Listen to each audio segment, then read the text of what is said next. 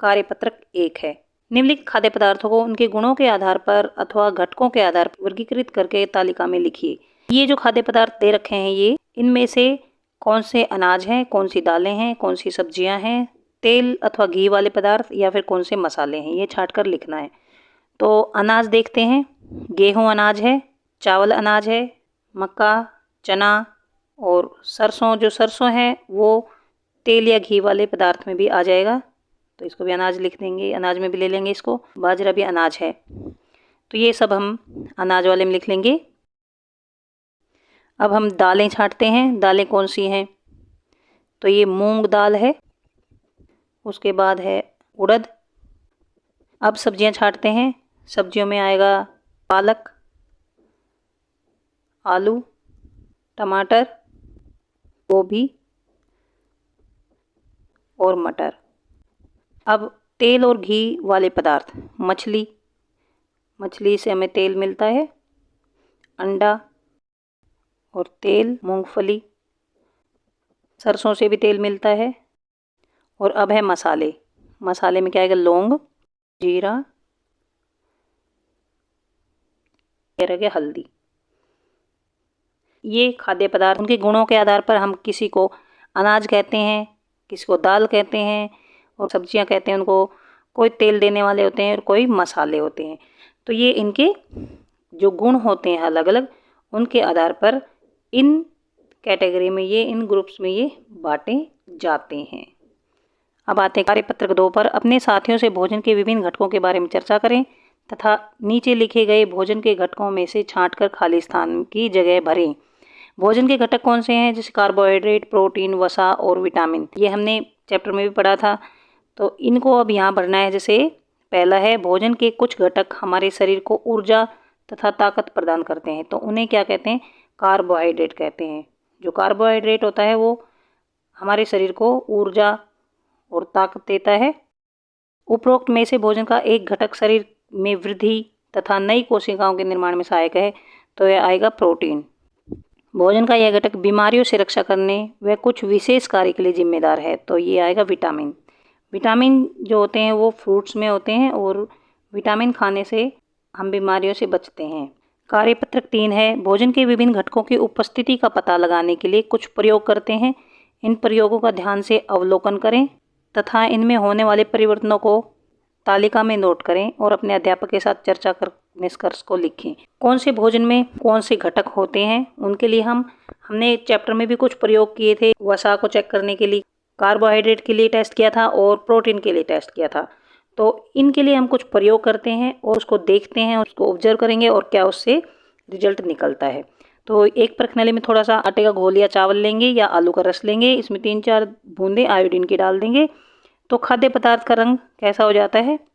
काला हो जाता है। तो अवलोकन आएगा काला या फिर नीला हो जाएगा, काला या फिर नीला हो जाता है। तो इससे निष्कर्ष निकलता है कि आटे में और या फिर चावल में जो भी हमने लिया है या आलू में कार्बोहाइड्रेट होता है, इसका निष्कर्ष निकलता है।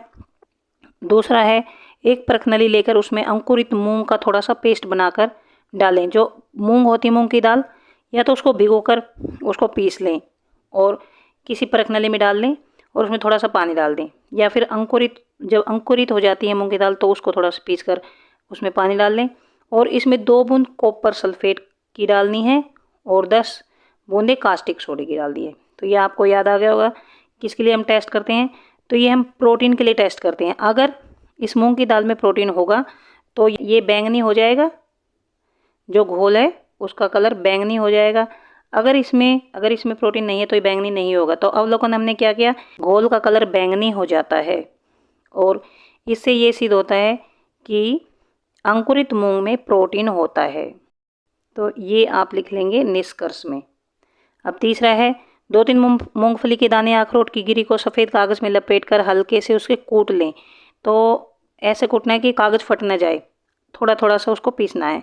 अब कागज़ को सीधा करके हम देखेंगे और इसे प्रकाश के सामने लाकर अवलोकन करें। तो हम क्या अवलोकन करेंगे कि कागज़ चिकना हो जाता है, मतलब ये देखते हैं हम कि कागज़ जो है वो चिकना हो जाता है।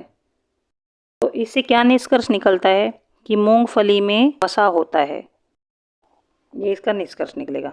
तो यहाँ तक तीनों प्रयोग हो गए हैं, पहला, दूसरा और तीसरा। अब आते हैं कार्यपत्रक 4 पर। कार्यपत्रक 4 में निम्नलिखित चित्रों को देखकर पदार्थों में उपस्थित प्रमुख घटकों के बारे में अपने साथियों से चर्चा करके उन घटकों के नाम इनके नीचे दिए गए खाली स्थानों में लिखिए। देखिए, ये जो पहली पिक्चर है, इसमें दूध, घी, दही, मक्खन, मछली और मांस, अंडे, ये सब दिखा रखे हैं। तो इसमें बताने की जो पदार्थ हैं उनमें मुख्य घटक कौन सा, प्रमुख घटक, तो ये आएगा वसा, क्योंकि चिकनी चीज़ों में वसा होता है, जो चिकनाई चीज़ें होती हैं उनमें वसा होता है। और उसके बाद कार्बोहाइड्रेट भी है, और जो मछली होती है इसमें प्रोटीन भी होता है, लेकिन मुख्य प्रमुख घटक जो है इसमें वसा और कार्बोहाइड्रेट है। इसके बाद दूसरा है चना, मूंग दाल, राजमा, सोयाबीन, मटर, तूर। तो ये सब फलीदार पौधे हैं, तो इनमें प्रमुख जो घटक है वो प्रोटीन है। तीसरा है सोयाबीन, तेल, नारियल तेल, मूंगफली, ये सब तेल की चीज़ें हैं, मतलब तेल या चिकनाई वाली चीज़ें, तो इनमें वसा होता है। और ये सभी फ्रूट्स हैं, तो फ्रूट्स में विटामिन होता है। अब ये है निम्नलिखित चार्ट को पूरा करें। संतुलित भोजन। संतुलित भोजन क्या होता है? जिस भोजन में भोजन के सारे घटक निश्चित मात्रा में प्रेजेंट होते हैं, उपस्थित होते हैं, उसे संतुलित भोजन कहते हैं। तो ये इसके घटक कौन कौन से होते हैं?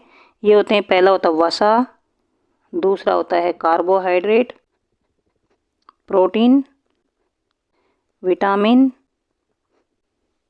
खनिज लवण। ये भोजन के घटक हैं। ये सारे घटक उचित मात्रा में होने चाहिए, तो उसको कहते हैं संतुलित भोजन।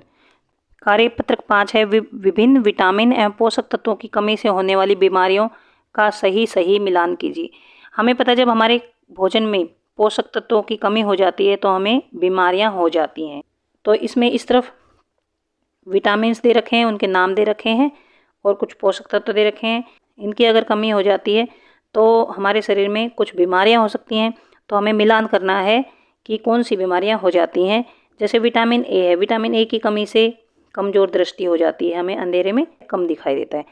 विटामिन बी की कमी से बेरी रोग हो जाता है और हमारी मांसपेशियां दुर्बल हो जाती हैं। विटामिन सी की कमी से शकरवी रोग हो जाता है, हमारे मसूड़ों से खून निकलना शुरू हो जाता है।